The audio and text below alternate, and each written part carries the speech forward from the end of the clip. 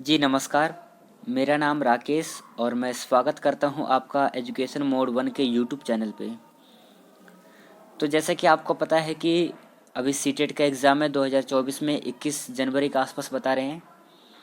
उसमें से जो 60 नंबर का पूछा जाता है वो है एसएसटी का। 60 नंबर का आता है आपका एसएसटी में से। इन 60 नंबर जो पूछे जाते हैं इनमें से आपका जो है इतिहास, भूगोल और राजनीतिक विज्ञान, इन तीन किताबों को इंक्लूड करके जो प्रश्न बनते हैं उन सभी प्रश्नों को मैं वीडियो के माध्यम से आप तक पहुंचाने का प्रयास करता हूं। तो चलिए हम आज के इस वीडियो को शुरू कर लेंगे पहले क्वेश्चन से। इम्पॉर्टेंट 20 क्वेश्चन है इसमें, तो शुरू करेंगे हम पहले क्वेश्चन से। वर्ष 2012 को इस प्रकार भी लिखा जा सकता है, अर्थात वर्ष 2012 जो है उसको कैसे लिखा जा सकता है। BC 2012, EC 2012, AD 2012 या फिर AP 2012, किस प्रकार हम वर्ष 2012 को लिख सकते हैं। तो आंसर हो जाएगा आपका option number C, AD 2012। AD का अर्थ होता है एनो डोमिनी। हम वर्ष 2012 को AD 2012 लिख सकते हैं। चलिए अगला क्वेश्चन। जिस क्षेत्र में रहने वाले सभी मतदाता अपना प्रतिनिधि चुनते हैं उसे डैश कहते हैं। उसे प्रदेश कहते हैं, निर्वाचन क्षेत्र कहते हैं, राज्य कहते हैं या फिर भूभाग कहते हैं। चारों में से राइट आंसर कौन सा होगा आपका। तो इस प्रश्न का आंसर हो जाएगा ऑप्शन नंबर सेकंड, निर्वाचन क्षेत्र। जिस क्षेत्र में रहने वाले सभी मतदान अपना प्रतिनिधि चुनते हैं उसे हम निर्वाचन क्षेत्र कहते हैं।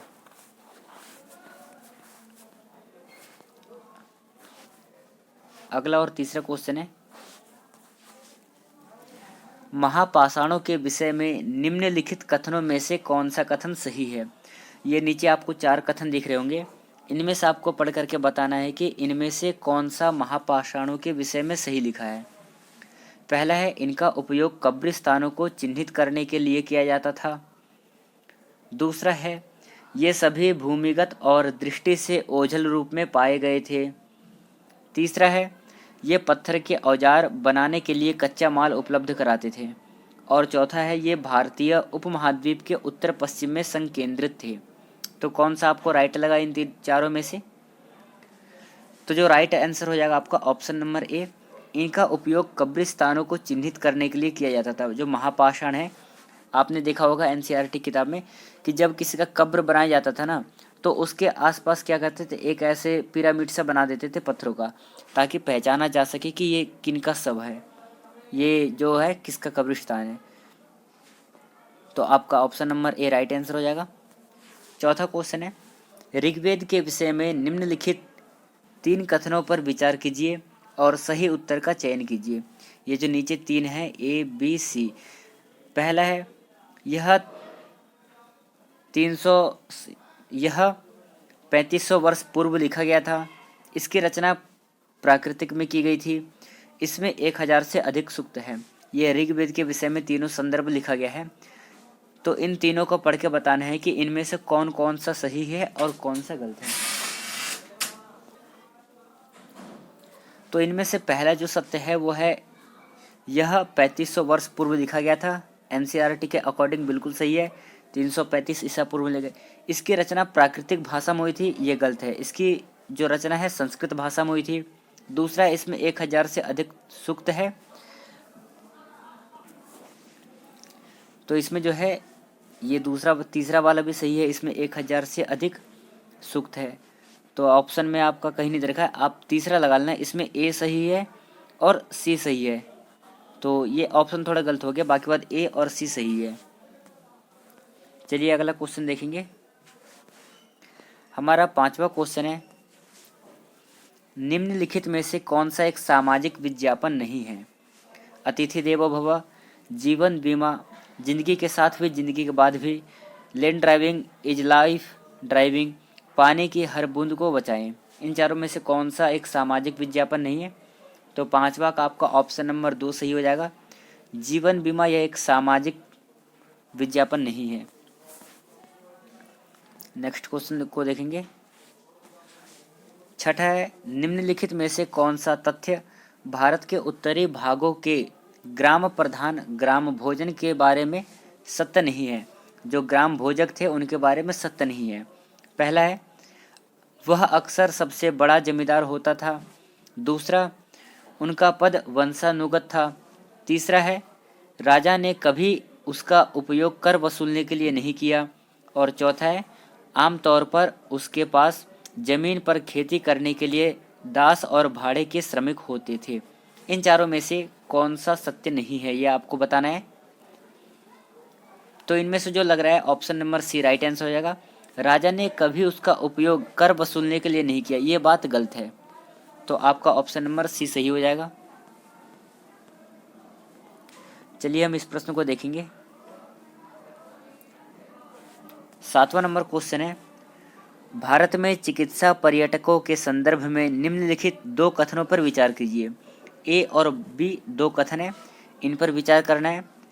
ए कहता है, वे विदेशी पर्यटक हैं जो भारत के उन अस्पतालों में अपना इलाज कराने के लिए विशेष रूप से आते हैं जहां उन्हें अपने देश की तुलना में कम मूल्य पर विश्व स्तरीय सुविधाएं प्राप्त होती है। बी कहता है, वे भारत के भीतर के ही प्रवासी हैं जो एक राज्य से दूसरे राज्य के उन अस्पतालों में अपना इलाज कराने के लिए जाते हैं जहां उन्हें अपने राज्य की तुलना में कम मूल्य पर विश्व स्तरीय सुविधाएं प्राप्त हो जाती है। इन दोनों को पढ़ करके आपको क्या लगा, कौन सा सही है और कौन सा गलत है? इसको देखने से ये पता लग रहा है कि ऑप्शन नंबर ए सही है और बी गलत है। तो आपका ऑप्शन नंबर 3 सही हो जाएगा। 7वां का option number 3 is the right answer. हम 8वां क्वेश्चन देखेंगे। 8वां क्वेश्चन है, शाहजहां द्वारा दर्शक हॉल, जिसको कहते हैं दीवान ए आम, के निर्माण के संदर्भ में निम्नलिखित में से कौन सा कथन उपयुक्त है? 4 है, इनमें से एक कथन सही है, आपको बताना है। पहला है, ताजमहल का सफ़ेद संगमरमर शांति का प्रतीक है। दूसरा, राजा का न्याय उच्च और निम्न के साथ समान व्यवहार करेगा। तीसरा है, विषय में संतोष बेहतर शासन करने में मदद करता है। और चौथा है, अपराधों की दर को नियंत्रित में लाने की आवश्यकता थी। इन चारों में से एक असेसमेंट सही है, वो कौन सा सही है आपको बताना है। तो सही असेसमेंट है ऑप्शन नंबर 2, राजा का न्याय उच्च और निम्न के साथ समान व्यवहार करेगा। चलिए 9वां क्वेश्चन देखते हैं। 9वां क्वेश्चन है हमारा, एलोरा की गुफा 15 का भित्ति चित्र जिसमें विष्णु को नरसिंह अर्थात पुरुष सिंह के रूप में दिखलाया गया है, किस कला की कृति है? गुप्त काल की, गुर्जर प्रतिहार काल की, राष्ट्रकूट काल की या फिर चालुक्य काल की? इन चारों में से किस काल में इसको दिखलाया गया था? तो इसका आंसर हो जाएगा आपका ऑप्शन नंबर 3, राष्ट्रकूट काल में इसको दिखलाया गया था। अगला क्वेश्चन है, निम्नलिखित में से किस व्यक्तित्व के छंद और विचार पंचवाणी और बीजक में संरक्षित किए गए हैं?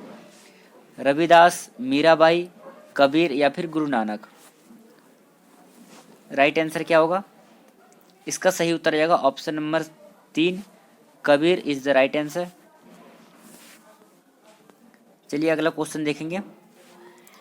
10वां क्वेश्चन है, निम्नलिखित में से कौन पटवारियों के कार्य का पर्यवेक्षण करता था? क्षेत्र के थाना प्रभावी करते थे, ग्राम पंचायत के सरपंच करते थे, तहसीलदार करते थे या फिर जिला कलेक्टर करते थे? कौन थे जो कि पटवारियों के कार्य का पर्यवेक्षक करते थे? तो वो तहसीलदार करते थे। तो option number C right answer हो जाएगा आपका। अगला क्वेश्चन देखेंगे।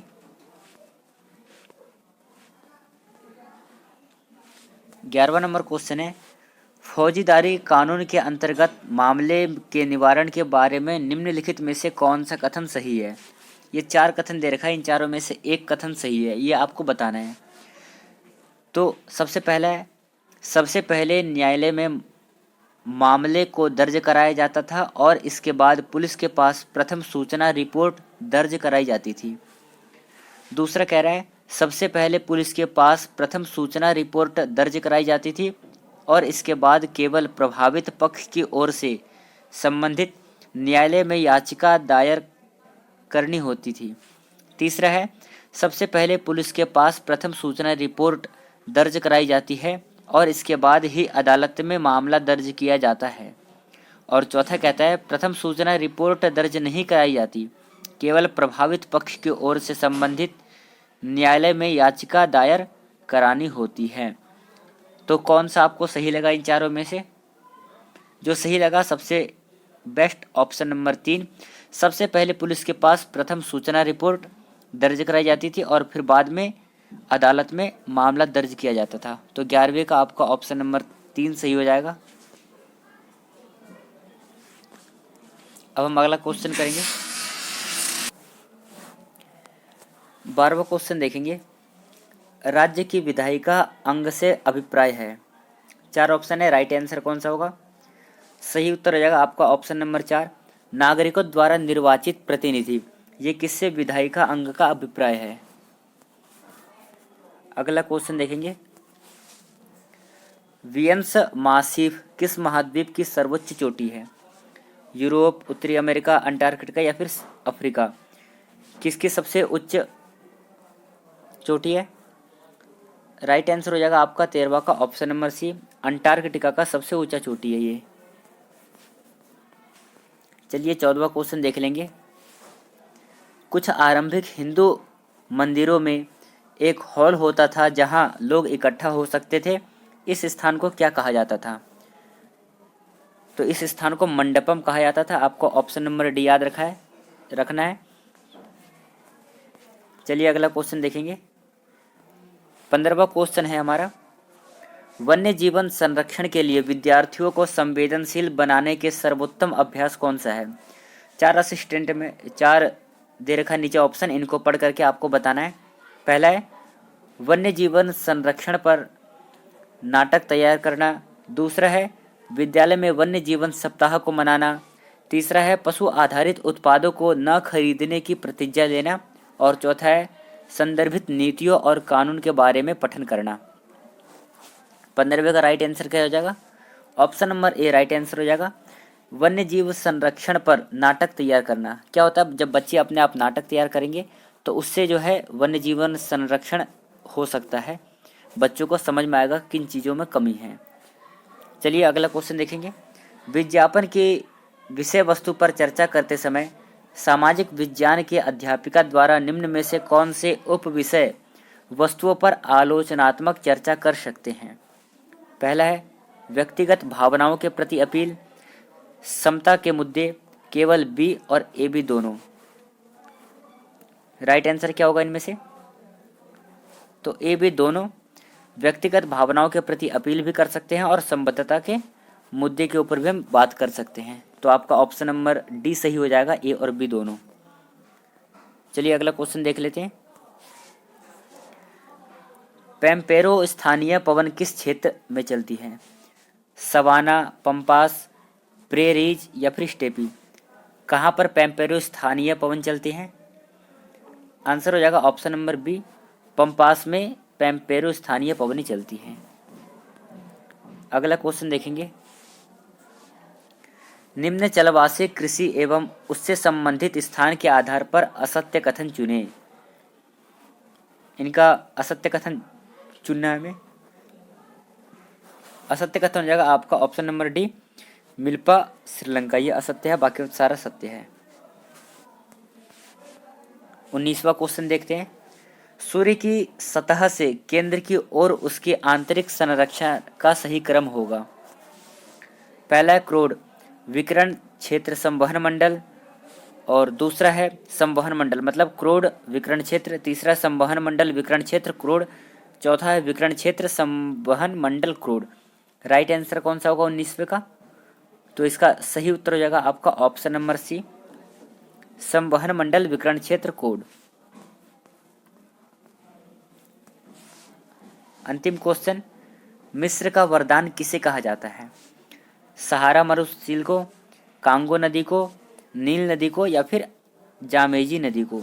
इन चारों में से मिस्र का वरदान किसे कहा जाता है? तो आंसर इज द नील नदी। नील नदी को मिस्र का वरदान कहा जाता था। तो इस वीडियो में इम्पोर्टेंट 20 क्वेश्चन इंक्लूड थे। आप अंत में अपना बताएंगे कि आपका कितना क्वेश्चन सही हुआ, आप हमें कमेंट सेशन में करके बताएंगे। और सीटेट से संबंधित और जिस भी विषय का आपको MCQ क्वेश्चन चाहिए आप मुझे कमेंट कर सकते हैं। मैं सतत प्रयास करूंगा कि आपके लिए MCQ मैं कराऊं। तो आज के लिए इतना ही, धन्यवाद। मिलेंगे अगले वीडियो में। जय हिंद।